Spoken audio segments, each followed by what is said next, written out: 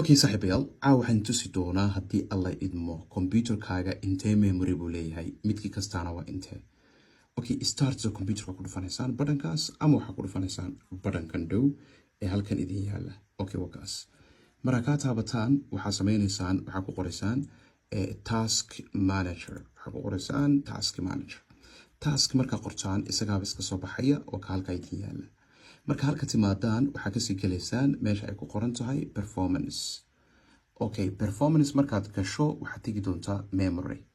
marka memory gasho halkan aad kasii gelaysaa waxaad leedahay halkan haddii ay ku qoran tahay 1 of 2 waxaad ogaataa waa computerkaasi waa hal ayaa ku jira memory. laakiin haddii labaduba god buuxaan slots waa godka la isticmaalay 2 of 2 laba god buu lahaa labadiiba way buuxaan.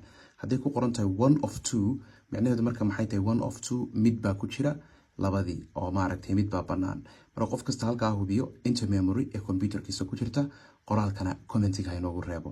haddii kale markaa kadib waad kordhin kartaa hadda lafteeda labadan intaad ka saarto baa laba kala gashanaysaa si aad u ogaato mid walba intuu yahay. marka saa u dul saar mouska kadibna waad aragtaan slot 1 godka koowaad waxaa ku jira 4 GB godka labaadna waxaa ku jira 4 GB. aad oo mahadsantiid daawashada casharkan asxaabta kale la sii wadaaga. asalaamu calaykum.